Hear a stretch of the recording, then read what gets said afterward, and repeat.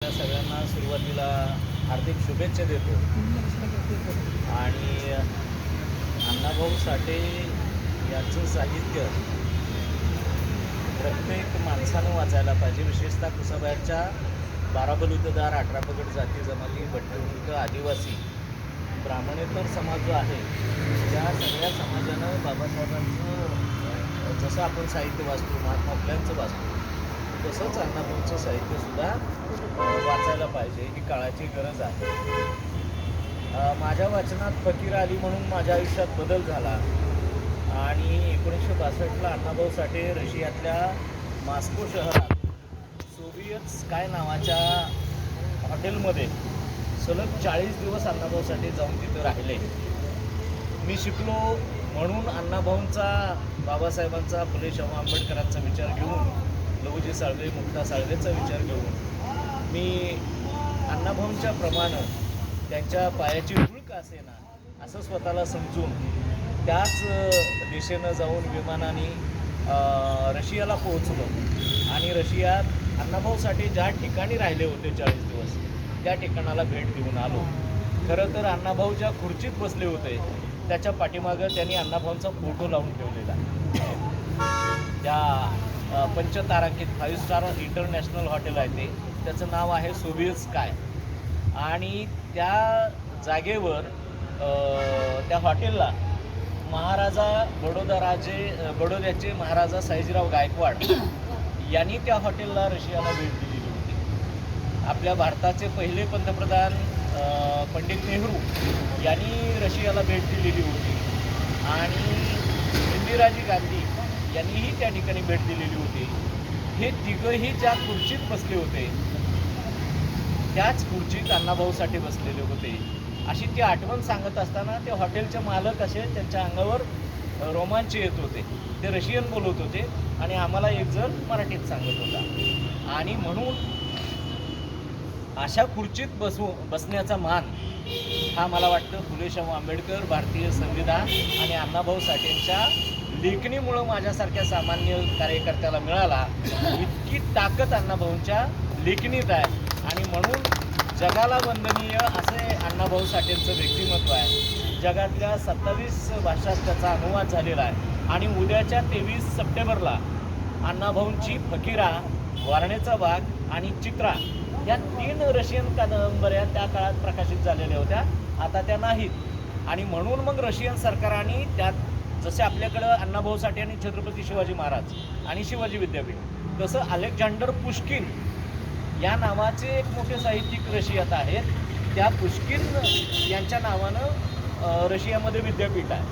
त्या विद्यापीठानं आता असा गेल्या वर्षी निर्णय घेतला होता, आम्ही गेलो त्यावेळेला, की अण्णाभाऊंच्या त्या कादंबऱ्या पुन्हा रशियन भाषेत पुनर्मुद्रित करायच्या आणि त्या पुनर्मुद्रित केल्या, छापून झाल्या आणि उद्याच्या 23 सप्टेंबरला रशियातल्या मॉस्को शहरातल्या पुश्किन विद्यापीठामध्ये अण्णाभाऊंच्या रशियन भाषेतल्या 3 कादंबऱ्यांचं प्रकाशन हे पुढच्या महिन्यात होतंय.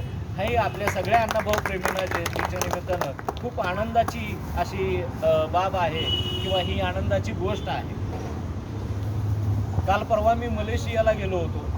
मलेशिया हे खरं तर मुस्लिम राष्ट्र आहे आणि त्या देशातल्या मलाया विद्यापीठातल्या INTI इंटरनॅशनल युनिव्हर्सिटीमध्ये मी फुले शाहू आंबेडकर, अण्णाभाऊ, मुक्ता साळवे, लहुजी साळवे या महापुरुषांनी भारताच्या जडणघडणीत दिलेलं योगदान या विषयावर काल परवा तिथं बोललो आणि मध्यंतरी थायलंड देशातल्या बँकॉक शहरात जाऊन आलो आणि बँकॉक शहरामध्ये देशभरातले, जगभरातले 13 देशातले लोक आलेले होते.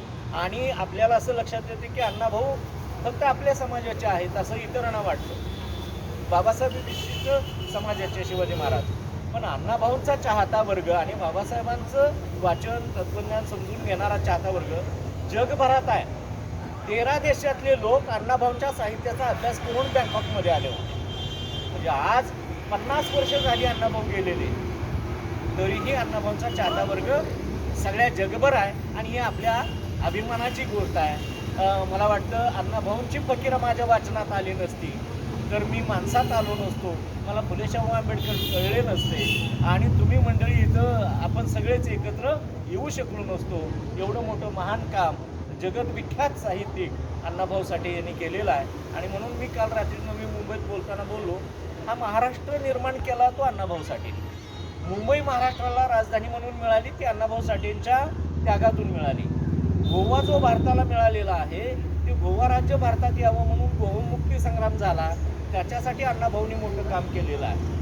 निजामाच्या ताब्यात हा सगळा मराठवाडा भाग होता, त्यातून त्याला मुक्त करण्यासाठी म्हणजे 7 कोटी मराठी समाज आहे, त्यांना त्या हैदराबादच्या निजामाच्या तावडीतून मुक्त केलं आणि मराठवाडा हे स्वतंत्र एक विभाग तयार झाला. म्हणजे आजचा परभणी, जालना, बीड, हिंगोली, उस्मानाबाद, लातूर हे जे जिल्हे तयार झाले हा अण्णाभाऊंच्या हैदराबाद मुक्ती संग्राम, ज्याला मराठवाडा मुक्ती संग्राम म्हणतात, अशात अण्णाभाऊ साठेंनी काम केलं आणि म्हणून मराठवाडा निर्माण होऊ शकला.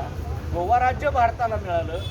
देशावर राज्य होतं ब्रिटिशांचं 150 वर्ष, पण शिवाजी महाराजांच्या अगोदरच्या काळापासून 450-500 वर्ष गोव्यावर राज्य होतं पोर्तुगीजांचं.